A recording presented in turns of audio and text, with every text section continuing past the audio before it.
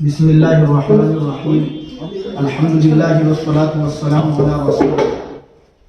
آج ہم انشاءاللہ سورۃ الفجر کا لفظ بلفظ ترجمہ اور مختصر سی تفسیر کریں گے، اور آج انشاءاللہ ہمارا آدھا پارہ بھی پورا ہو جائے گا۔ اللہ اس کو قبول فرمائے۔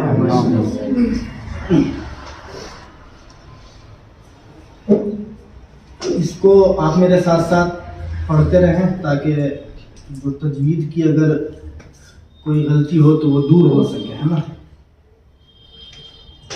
اعوذ باللہ من الشیطان الرجیم، اعوذ باللہ من الشیطان الرجیم، بسم اللہ الرحمن الرحیم، بسم اللہ الرحمن الرحیم، والفجر وليال عشر والشفع والوتر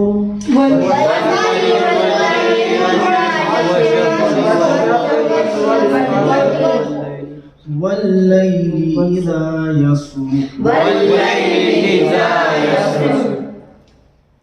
دیکھو یہاں بھی جو واو ہے یہ قسم کے لیے ہے، اور ترجمہ ہوگا قسم ہے الفجر، فجر۔ ساتھ ساتھ ہی مختصر سی تفصیل کر لیتے ہیں۔ یہاں اللہ تعالیٰ نے 5 چیزوں کی قسم کھائی ہے۔ نمبر 1 فجر کی۔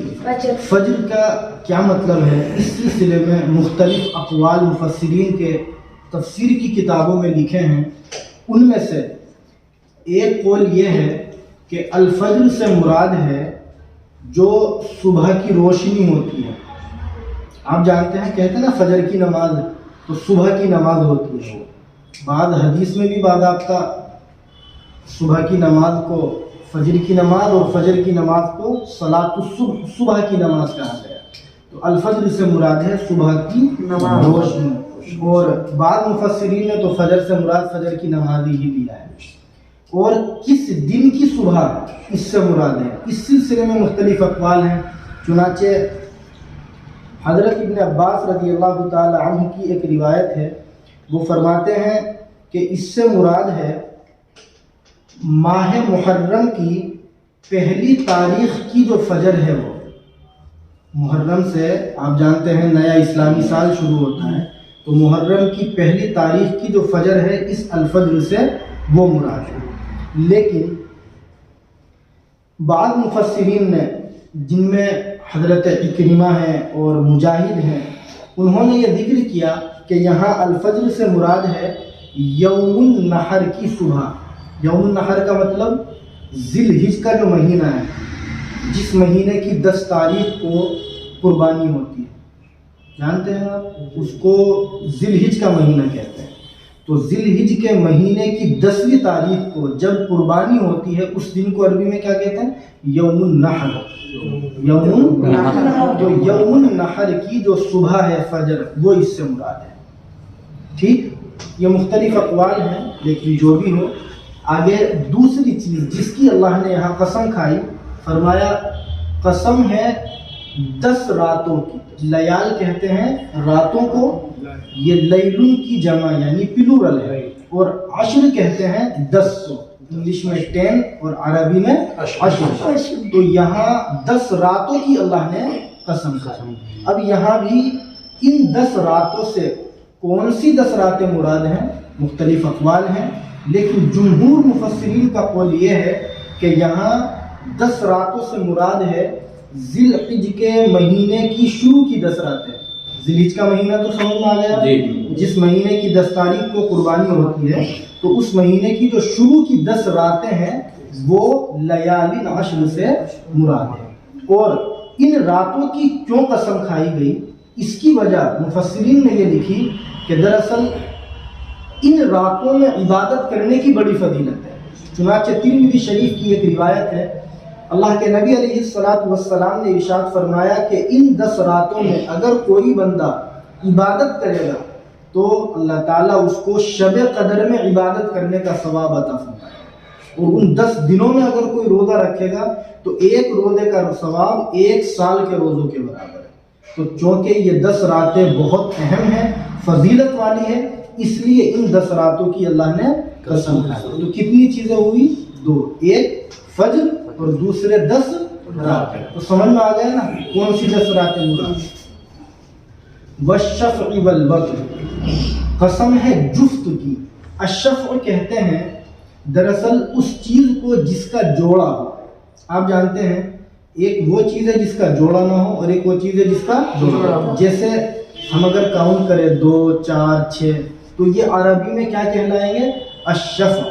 और 1, फिर 3, फिर 5, ये कहलाएंगे अलवत्र। हाँ, इसको फारसी में कहते हैं ताक। तो यहाँ अल्लाह ने जुफ्त की यानी जोड़े की कसम खाई और ताक की यानी जिसका जोड़ा ना हो उसकी कसम खाई है। यहाँ अशफ़ और अलवत्र यानी जोड़ा और जिसका जोड़ा ना हो, इससे क्या मुराद है? इस सिलसिले में खुद हदीस के अंदर इसकी वजाहत वारिद हुई है। चुनाचे तफसीर कुर्तुबी के अंदर इमाम कुर्तुबी रहमतुल्लाह अलैह ने इसकी तफसीर में एक रिवायत जिक्र की हज़रत जाबिर रज़ी अल्लाह तआला अन्हु के हवाले से कि अल्लाह के नबी अलैहिस्सलातु वस्सलाम ने इरशाद फरमाया कि 10 रातों से मुराद है ज़िलहिज के महीने की पहली 10 रातें और शफ़ यानी जोड़े से मुराद है ज़िलहिज के महीने की 10वीं तारीख यौमुन नहर, जिस दिन कुर्बानी होती है। समझ में आ गया? क्योंकि 10 तारीख है वो, यानी उसका जोड़ा नहीं है ना। 10 तारीख, 10 का जोड़ा नहीं, जोड़े वाली चीज़ है 10। ऐसा नहीं है कि उसका जोड़ा ना हो, है ना। 10 तो 2, 4, 6, 8, 10 जोड़े में आ गई बात। और अलवत्र से मुराद है उससे एक दिन जो पहला है वो वाला दिन, उसको अरबी में बोलते हैं यौम आरफा। क्या बोलते हैं? यौम आरफा। अल्लाह हम सबको हज की दौलत से मालामाल फरमाए। जब हम हज पर जाएंगे इंशाल्लाह तो वहाँ मैदान अराफात के अंदर वुकूफ अरफा करते हैं, ठीक। तो ये इसी दिन होता है यौम अरफा, यानी बकरा ईद वाला जो महीना है ज़िलहिज का, उस महीने की 9वीं तारीख मुराद है अलवत्र से, जिसका जोड़ा ना हो। तो 9 का जोड़ा नहीं है। और अशफ़ से मुराद है उस महीने की 10वीं तारीख जिसका जोड़ा है। समझ में आ गई? कितनी चीजें हुई? 4। नंबर 1 अल-फज्र, नंबर 2 10 रातें, नंबर 3 जिसका जोड़ा हो। क्या मतलब बतलाया इसका? ज़िलहिज के महीने की 10वीं तारीख, जिसका जोड़ा ना हो। अगला जो लफ्ज है अलवत्र, इसका क्या मतलब? उससे पहला दिन, जिसको अरबी में क्या बोलते हैं? यौम आरफा। क्या बोलते हैं? यौम आरफा। याद रखना इसको, यौम आरफा, ठीक है। और 10वीं तारीख को क्या बोलते हैं? ज़िलहिज, यौमुन नहरी। ये 2 दिन है क्योंकि इस्लाम में इनको यही नाम दिए गए हैं, तो इनको हम ज़हनों में रखें। आगे देखें, 5वीं चीज जिसकी अल्लाह ने कसम खाई, वल्लैलि इज़ा यसर, कसम है रात की। इज़ा का तर्जुमा जब, यसर वो जाने लगे। तो यहाँ इन 5 चीजों की कसम खाई। रात की कसम जब वो जाने लगे, इसका क्या मतलब? बाद मुफस्सिरीन ने लिखा कि यहाँ तहज्जुद की नमाज की तरफ इशारा है, क्योंकि रात जब जाने लगती है, ढलने लगती है, तो उस आखिरी वक्त में ही जो तहज्जुद पढ़ी जाती है वो अल्लाह के यहाँ बड़ी मकबूल कहलाती है। तो यहाँ इन 5 चीजों की कसम हुई, ठीक। आगे अल्लाह फरमाते हैं, पढ़े जरा इसको मेरे साथ। हल फी ज़ालिका क़समुल लिज़ी हिज्र, हल का तर्जुमा तो बार बार आ चुका, क्या ये सवालिया लफ्ज़ है। फी ज़ालिका, इनमें, क़समुन का तर्जुमा है कसम यानी इशारा। यहाँ कसम से वो मुराद नहीं है जो हम कसम खाते हैं किसी भी बात को मजबूत करने के लिए, बल्कि यहाँ क्या मुराद है? इशारा। लिज़ी हिज्र में ज़ी कहते हैं वाले को और हिज्र कहते हैं अक्लमंद को। तो तर्जुमा होगा यहाँ, असल तो हिज्र कहते हैं रुकावट को, अकल को, तो इसलिए पूरे का तर्जुमा हुआ अकल वाला यानी अक्लमंद के लिए। तो लिज़ी हिज्र का तर्जुमा होगा क्या इनमें कसमुन इशारा है, लिज़ी हिज्र अक्लमंद के लिए। यानी अल्लाह ताला ये फरमाते हैं कि ये जो हमने माक़बल में 5 चीज़ों की कसम खाई है, تو پانچوں چونکہ بہت اہم ہیں، عظمت والی چیزیں ہیں، اس لیے ان میں عقل مند لوگوں کے لیے اشارہ ہے اس طرف کہ دنیا میں کیا کیا اعمال کرنے ہیں اور کن کن گناہوں سے بچنا ہے۔ اللہ پر ایمان لانا ہے، توحید کو تسلیم کر کے نبی کی نبوت کو ماننا ہے، رسول کی رسالت کو تسلیم کرنا ہے اور پھر ایمان کے مطابق زندگی گزارنا ہے۔ آگے پڑھیں۔ أَلَمْ تَرَ كَيْفَ فَعَلَ رَبُّكَ بِعَادٍ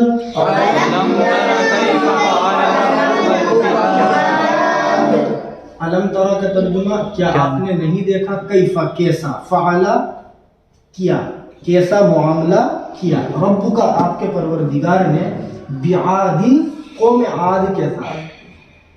ابھی بتلائیں گے اس کی تفصیل۔ ارم ذات العماد التي لم يخلق مثلها في البلاد إرم ذات العماد التي لم يخلق مثلها في البلاد وثمود الذين جابوا الصخر بالواد وثمود الذين وفرعون ذي الأوتاد الذين طغوا في البلاد فأكثروا فيها الفساد ارم یعنی ارم کے ساتھ۔ ارم کا کیا مطلب ہے ابھی ذکر کریں گے، پہلے تھوڑا سا آگے چند آیتوں کا ترجمہ کریں گے۔ ذات العماد، ذات کہتے ہیں والے کو، العماد کہتے ہیں ستونوں کو، یہ جو ہوتے ہیں نا پلر ستون، آپ نے پڑھا ہوگا الصلاۃ عماد الدین کہ نماز دین کا ستون ہے، تو یہ وہی لفظ ہے۔ التی جو لم یخلق پیدا نہیں کیے گئے، مثلھا ان کے مانند فی البلادی شہروں میں، وثمود اور قوم ثمود کے ساتھ، یعنی کہ آپ نے نہیں دیکھا کہ آپ کے رب نے قوم ثمود کے ساتھ کیا معاملہ کیا، ابھی بتلائیں گے اس کے بارے میں بھی چند باتیں۔ الذین جنہوں نے جابو تراشی، کہتے نا تراشنا، پتھروں کو تراشنا، تو یہاں وہی تراشنا مراد ہے۔ الصخرہ چٹانیں، جنہوں نے چٹانیں تراشی، بالوادی وادی القریٰ میں، وفرعون اور فرعون کے ساتھ، کیا مطلب؟ کیا آپ نے نہیں دیکھا کہ آپ کے رب نے فرعون کے ساتھ کیا معاملہ کیا؟ کون فرعون؟ ذی الاوتاد، کھوٹیوں والا۔ اوتاد یہ وتیدن کی جمع یعنی پلورل ہے، کھوٹی یہی جو ہوتی ہے نا گھروں کے اندر، ان کو بولتے ہیں۔ الذین جنہوں نے طغوا سرکشی کی، فی البلادی شہروں میں، فاکثروا فا کا ترجمہ تو اکثروا انہوں نے زیادہ کیا، کرو ترجمہ تو انہوں نے زیادہ کیا، فیہا ان میں، الفساد فساد، فصب علیہم ربک صوت عذاب،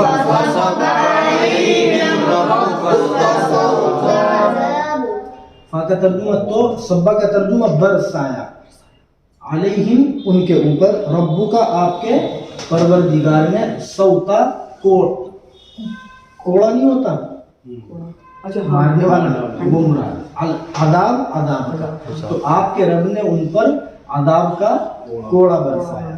ان ربک لبالمرصاد،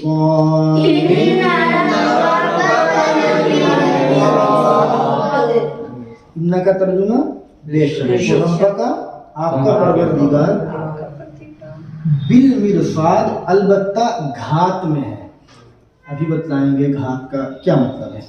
تو یہاں سے ہم ترجمہ ہو گیا، تفسیر سمجھے مختصر سی۔ یہاں سے اللہ تعالیٰ اپنی قدرت کے چند مناظر کو بیان فرما رہے ہیں کہ اگر آپ غور کریں تو سمجھ میں آئے گا کہ کفر کی وجہ سے، نافرمانی کی وجہ سے، ایمان نہ لانے کی بنیاد پر ہم نے پچھلی قوموں کے ساتھ کیا معاملہ کیا۔ چنانچہ فرمایا کہ کیا تم نے نہیں دیکھا کہ تمہارے پروردگار نے قوم عاد کے ساتھ کیا معاملہ کیا۔ اس کو ہلکا سا ہم سمجھنے کی کوشش کریں۔ قوم عاد کا کیا مطلب؟ قوم عاد کہتے ہیں قرآن کریم کے مطابق اس قوم کو جس کی طرف اللہ نے اپنے نبی حضرت ہود علیہ السلام کو نبی بنا کر کے بھیجا تھا. کن کی قوم ہوئی؟ حضرت ہود علیہ السلام. وَإِلَىٰ عَادٍ أَخَاهُمْ هُودًا. قرآن میں ایک جگہ تذکرہ ہے کہ ہم نے قوم عاد کی طرف ہود علیہ السلام کو نبی بنا کر کے بھیجا تھا. تو یاد رکھیں گے کبھی بھی اگر قوم عاد کا تذکرہ آئے تو سمجھ میں آ جانا چاہیے کہ یہ کس نبی کی امت کی بات چل رہی ہے. ٹھیک.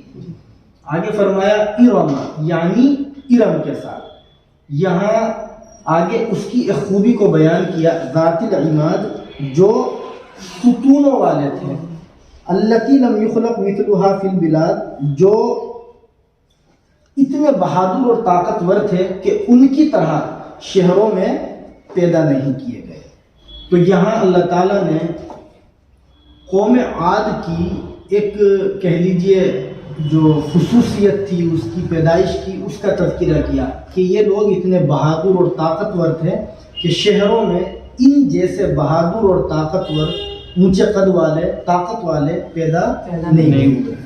یہاں جو یہ لفظ ہے ارم، یعنی ارم کے ساتھ، اور اوپر آیا قوم عاد کے ساتھ، تو یہ دونوں ایک ہی قوم ہے. یعنی قوم عاد کو ہی قوم ارم کہتے ہیں. کس طرح کہتے ہیں اس کو ہم ایسے سمجھیں. مفسرین نے لکھا دراصل کہ عاد بیٹا ہے آس کا. کس کا؟ آس کا. اس کو میں لکھ کر کے سمجھا دوں. عاد کس کا بیٹا ہے؟ آس کا. آس کا. ٹھیک. اور آس بیٹا ہے ارم کا. تو باپ کی طرف نسبت کرتے ہوئے اس کو قوم عاد کہہ دیا گیا، اور دادا کی طرف نسبت کرتے ہوئے اس کو قوم ارم کہہ دیا گیا. تو دونوں سے مراد کیا ہے؟ ایک ہی قوم ہے. سمجھ میں آ گیا نا؟ جی.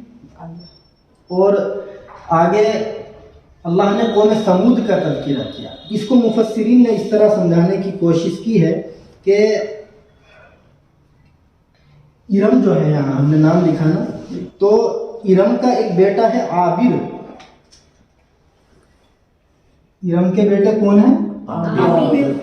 عابر، عین کے ساتھ. اور عابر کے بیٹے ہیں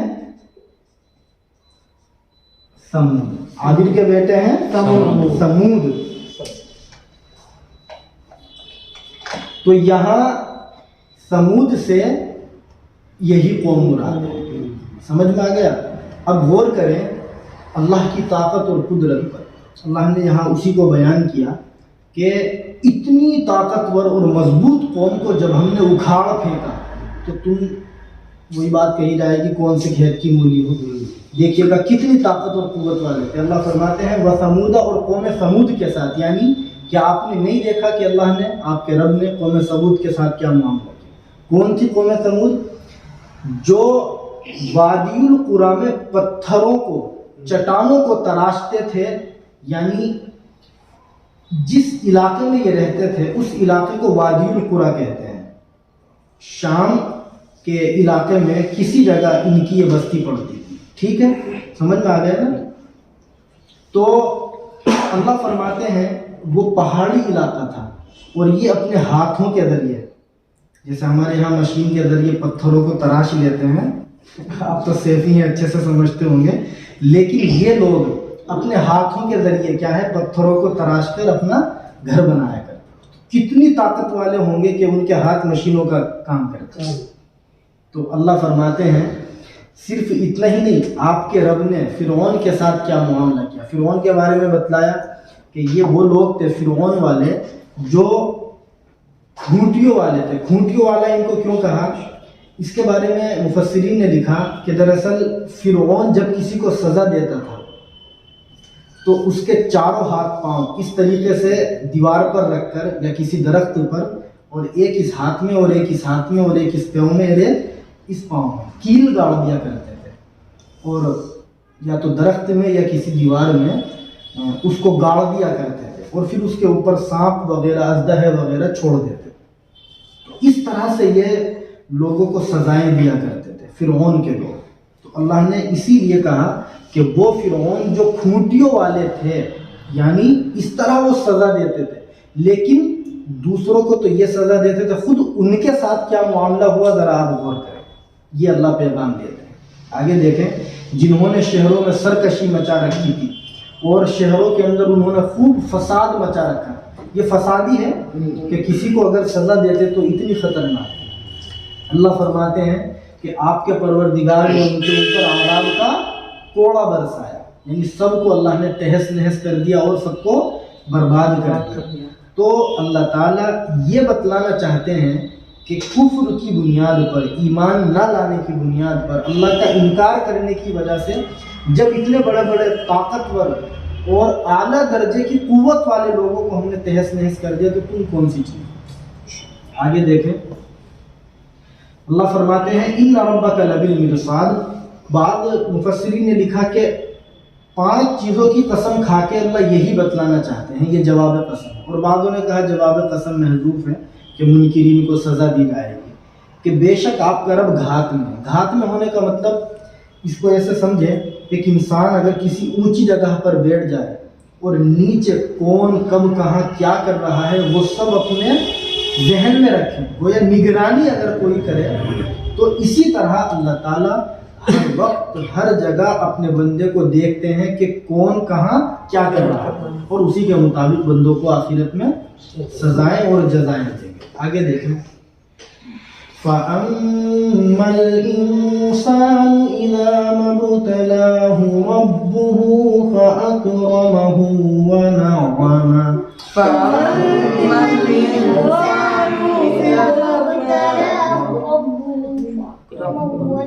दो सांस में पढ़ लें, फ़अकरमहु व नअमा। फ़अम्मल इंसान, तो रहा इंसान, इज़ा मा, जब भी, इब्तलाहु, जांचते हैं उसको, रब्बुहु, उसके परवरदिगार, फ़अकरमहु, तो वो उसकी इज्जत अफजाई कर देते हैं, व नअमहु, और उसको नियामत दे देते हैं, फ़यक़ूलु, तो वो कहता है रब्बी अकरमन, कि मेरे परवरदिगार ने मेरी इज्जत बढ़ा दी। आगे पढ़ें, व अम्मा इज़ा मब्तलाहु फ़क़दर अलैहि रिज़्क़हु।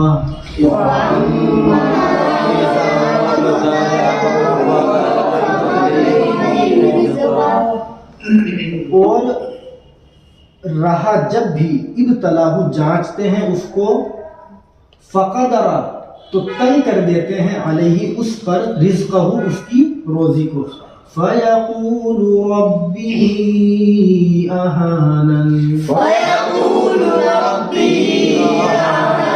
तो वो कहता है कि मेरे परवरदिगार ने अहानन, मेरी तौहीन कर दी।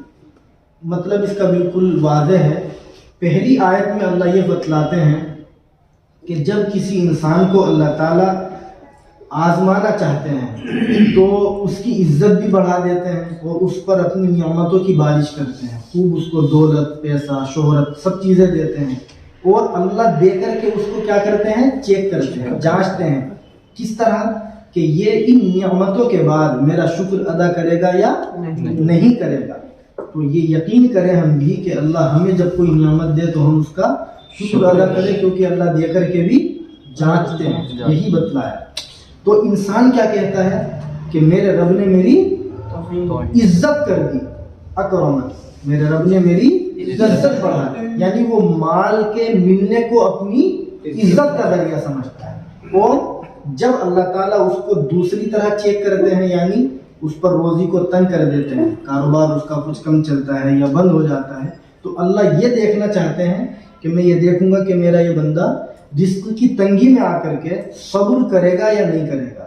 तो ऐसी सिचुएशन में इंसान क्या करता है कि मेरे रब ने मेरी तौहीन कर दी। तो अल्लाह ये फरमाते हैं कि बहुत से लोग जो ये समझते हैं कि इज्जत का, शोहरत का, पैसों का, दौलत का मिलना ये हमारे लिए इज्जत का जरिया है, और दौलत का या शोहरत और पैसों का ना मिलना ये हमारे लिए तौहीन का जरिया है। ऐसा नहीं है, क्योंकि अल्लाह देकर के भी आजमाते हैं और लेकर के भी। देकर किस तरह आजमाते हैं कि आप शुक्र अदा करेंगे या नहीं, और लेकर इस तरह आजमाते हैं कि आप सब्र करेंगे या, इसलिए अल्लाह ने जो हमें दिया है उस पर हम उसका شکر ادا کریں، اور اللہ نے اگر کوئی چیز نہیں دی ہے تو ہم اس پر اللہ کا صبر کریں، اللہ کی ذات سے امید رکھیں۔ آگے دیکھیں، کلا بل لا تکرمون الیتیم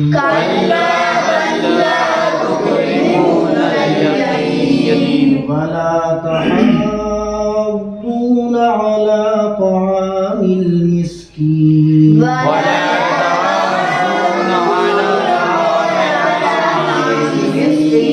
وتأكلون التراث أكلا لما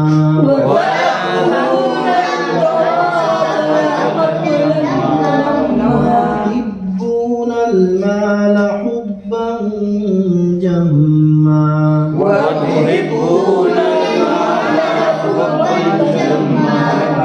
دیکھو، کلا ہرگز نہیں، بلکہ لا تکرمون تم عزت نہیں کرتے ہو الیتیم یتیم کی، ولا تحاضون اور تم ابھارتے نہیں ہو علی طعام المسکین غریب کے کھانے پر، وتأکلون التراث اور تم کھا جاتے ہو التراث میت کا مال، اکلا لما سمیٹ کر کھانا، وتحبون المال حبا جما وتحبون کا ترجمہ اور تم محبت کرتے ہو المال مال سے حبا جما بہت زیادہ محبت کرنا۔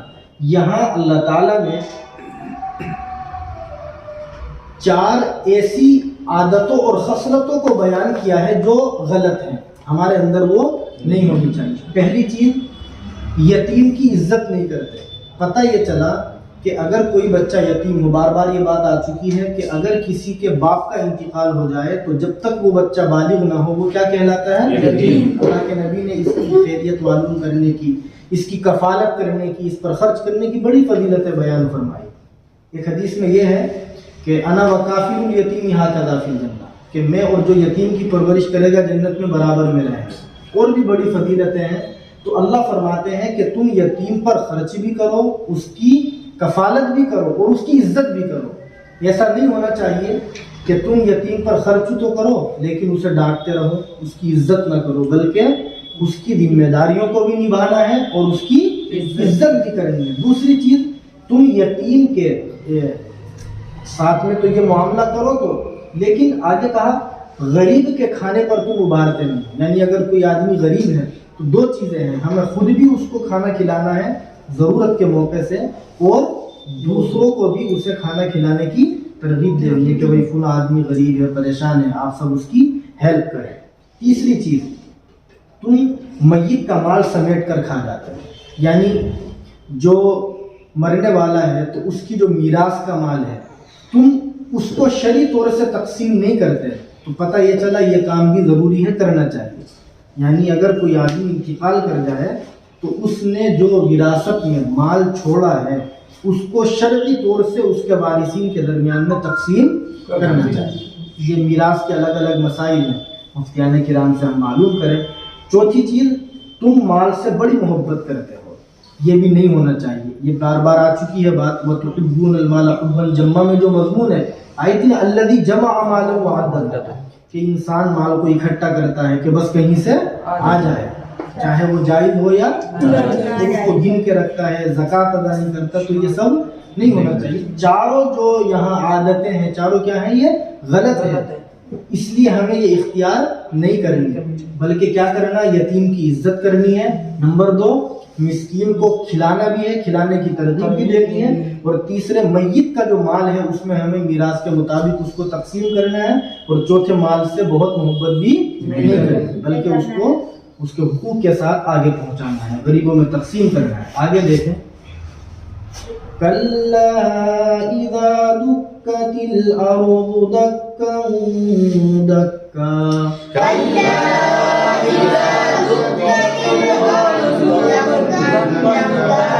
وَجَاءَ رَبُّكَ وَالْمَلَكُ صَفًّا صَفًّا وَجِيءَ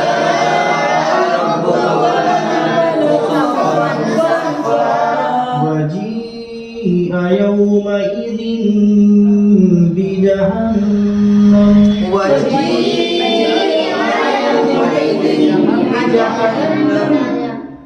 يومئذ يتذكر الإنسان وأنى له الذكرى يومئذ يتذكر الإنسان وأنى له الذكرى. دیکھو اللہ فرماتے ہیں ہرگز نہیں، یعنی یہ جو پیچھے 4 غلط عادتیں ہیں آپ کو ان کو اختیار نہیں کرنا ہے، بلکہ یہ جو تم کرتے ہو کہ یتیم کی عزت نہیں کرتے اور مسکین کو غریب کو کھلانے کی ترغیب نہیں دیتے، میت کا مال سمیٹ کے کھا جاتے ہو اور مال سے خوب محبت کرتے ہو، تو یاد رکھو اذا دکت الارض، جب دکت ریزہ ریزہ کر دیا جائے گا، الارض زمین کو دکن دکا کوٹ کوٹ کر. آپ جانتے ہیں کہ کل قیامت کے دن زمین کو بالکل ہموار کر دیا جائے گا، اس کے اوپر جتنے بھی پہاڑ ہیں درخت ہیں سب ختم کر دیے جائیں گے اور یہ بالکل ریزہ ریزہ ہو جائے گی. فرماتے ہیں آپ وجہ اور آئیں گے ربو کا آپ کے پروردگار، والملکو اور فرشتے، صفن صفا قطار قطار. دیکھیے گا یہ متشابہات میں سے ہے. متشابہات کا مطلب یہ ہوتا ہے کہ کل قیامت کے دن اللہ تعالیٰ آئیں گے، لیکن اللہ کیسے آئیں گے، کس طریقے سے آئیں گے، کس حالت میں آئیں گے، ہمیں یہ سب نہیں پتا. بس اتنا پتا ہے کہ اللہ آئیں گے اور اس کے پیچھے بھی نہیں پڑنا کہ صاحب اللہ کیسے آئیں گے، کیسے ہوں گے. یہ سب متشابہات میں سے ہے، اس پر دماغ لگانے کے لیے ہم سے منع کیا گیا. فرشتے آئیں گے وہاں پر کل قیامت کے دن. آگے فرماتے ہیں کہ وجیء اور لائی جائے گی یومئذ اس دن بجہنم دوزخ. آپ سب جانتے ہیں کہ کل قیامت کے دن میدان محشر کے بعد جو حساب و کتاب کے بعد کا مرحلہ ہے، سب کے سامنے یہ مرحلہ ہوگا کہ جو اچھے لوگ ہیں ان کو جنت اور جو برے لوگ ہیں وہ دوزخ. اللہ فرماتے ہیں یومئذ اس دن یتذکر یاد کرے گا الانسان انسان. یاد کرنے کی ایک تفسیر یہاں یہ کہ اس دن انسان نصیحت حاصل کرے گا، یعنی اپنی آنکھوں سے جب یہ ساری چیزیں جنت دوزخ اور یہ سب چیزیں دیکھ لے گا تو اس وقت میں وہ کہے گا کہ کاش کتنا اچھا ہوتا کہ میں نصیحت حاصل کر لیتا یا اب کر لوں. اللہ فرماتے ہیں وَأَنَّا اور کہاں مفید ہوگا، اور کہاں مفید ہوگا لہو اس کے لیے الذکر نصیحت حاصل کرنا، یعنی اس وقت میں جو وہ سمجھنے کی کوشش کرے گا. اللہ فرماتے ہیں کہ اس دن سمجھنے کی کوشش کرنا اس کے کوئی کام نہیں آئے گا، اس لیے کہ دنیا میں سب کچھ کرنا تھا، وہ وقت ختم ہو چکا. آگے فرماتے ہیں یقول یا لیتنی قدمت لحیاتی، يقول يا ليتني قدمت لحياتي. یقول کہے گا یا لیتنی کاش میں قدمت آگے بھیج دیتا لحیاتی اپنی زندگی کے لیے، یعنی اس وقت میں پچھتائے گا کہ کاش کتنا اچھا ہوتا میں دنیا میں کچھ بھلائیاں کرتا اور وہ آخرت کے لیے بھیج دیتا، لیکن اس وقت میں علاوہ پچھتانے کے کوئی فائدہ نہیں ہوگا. اللہ فرماتے ہیں فَيَوْمَئِذٍ لَا يُعَذِّبُ عَذَابَهُ أَحَدٌ. فيومئذ لا يعذب عذابه أحد. فَيَوْمَئِذٍ تو آج، یا ترجمہ کرے اس دن مراد اس سے قیامت کا ہی دن ہے. لا يعذب نہیں سزا دے گا، عذابہ اس کی سزا جیسی احد کوئی. مطلب بالکل واضح ہے، قیامت کے دن اللہ جو سزا دیں گے گنہگاروں کو، اس جیسی سزا دنیا میں بھی کسی نے کبھی کسی کو نہیں دی ہوگی. آگے فرماتے ہیں وَلَا يُوثِقُ وَثَاقَهُ أَحَدٌ.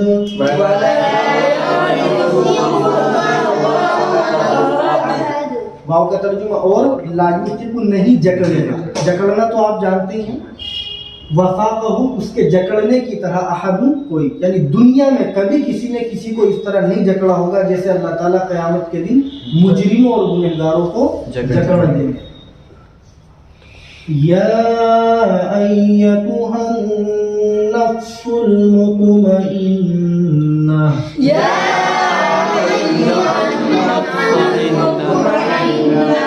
ارجعی الی ربک راضیۃ مرضیہ. مرضية فادخلی فی عبادی وادخلی جنتی فادخلی في عبادي وادخلي جنتي یا ایتھا کا ترجمہ اے النفس نفس انسان ہی اس سے مراد ہے، المطمئنہ چین پکڑنے والا، یعنی اے وہ انسان جو سکون والا ہے، چین پکڑنے والا ہے، ارجعی تو لوٹ جا الی ربکی اپنے رب کی طرف، راضیتاً راضی خوشی، مرضیہ پسند کیا ہوا۔ دیکھیے گا مفسرین نے لکھا ہے کہ نفس 3 طرح کے ہوتے ہیں، اس کو سمجھ لیں ہم ہلکا سا 1-2 منٹ میں۔ ایک ہوتا ہے نفس امارہ، اور ایک ہوتا ہے نفس لوامہ، اور ایک ہوتا ہے نفس مطمئنہ۔ سمجھ میں آیا؟ لکھ دو اس کو میں تو سمجھ میں آ جائے گا۔ نمبر 1 نفس امارہ۔ نفس امارہ کا مطلب ہوتا ہے وہ نفس جو انسان کو برائیوں کا حکم کرتا ہے کہ اب یہ گناہ کر لے، اب وہ گناہ کر لے، تو اسے کہتے ہیں نفس امارہ۔ اور ایک ہوتا ہے نفس لوامہ۔ نفس لوامہ کا مطلب وہ نفس جو انسان کو غلط کاموں سے روکے اور غلط کام کو غلط کہے اور اس پہ ملامت کرے۔ جیسے آپ کے دماغ میں ایک بات آئی کہ یہ کام میں کر لوں، لیکن فوراً دل نے کہا کہ نہیں یہ کام غلط ہے، شریعت میں اس کی اجازت نہیں ہے، اس لیے آپ نے اس کام کو چھوڑ دیا اور اس کو غلط سمجھا، اس پر ملامت کر دی، تو اس کو کہتے ہیں نفس لوامہ۔ اور ایک ہوتا ہے نفس مطمئنہ جو اس صورت کے اندر آیا ہے، نفس مطمئنہ کا مطلب وہ نفس جو ایسی حالت میں پہنچ گیا ہو کہ اس کا رب اس سے راضی ہو اور وہ اپنے رب سے راضی ہو۔ یہاں اللہ نے اسی کو کہا کہ تو اپنے رب کے پاس چلی جا اس حال میں کہ تو اپنے رب سے خوش ہے اور تیرا رب تجھ سے خوش ہے۔ اللہ ہم سب کو یہ والا جو درجہ ہے سب کو نصیب فرمائے، اور ان خاص کر جو نفس امارہ ہے اس سے ہماری حفاظت کرے۔ آمین۔ آگے فرماتے فادخلی فی عبادی، فادخلی تو داخل ہو جا فی عبادی میرے بندوں میں، یعنی جو نفس اس حالت میں ہوگا کہ اس نے ایمان کے ساتھ اچھے اعمال بھی کیے ہوں گے، تقوی کے مطابق زندگی گزاری، تو اللہ اس سے کہیں گے تو میرے نیک بندوں میں جو جنت میں جانے والے ہیں شامل ہو جا، وادخلی اور تو پہنچ جا جنتی میری جنت میں۔ اس نفس کو اللہ تعالیٰ کہاں داخلہ نصیب فرمائیں گے؟ جنت میں۔ تو دعا کرے اللہ ہم سب کو نفس مطمئنہ کا مصداق بنائے، گناہوں سے ہماری حفاظت فرمائے۔ تو یہ سورہ الفجر کا لفظی ترجمہ ہم نے کیا ہے اور مختصر سی تفسیر کی ہے۔ اللہ تعالیٰ اس سورت کے اندر جو باتیں ہم نے پڑھی یا سنی ہیں ان پر ہمیں عمل کی توفیق نصیب فرمائے، اور قرآن کریم کو اللہ تعالیٰ ہمیں زیادہ سے زیادہ پڑھنے کی، اسے سمجھنے کی اور اسے دوسروں تک پہنچانے کی توفیق نصیب فرمائے۔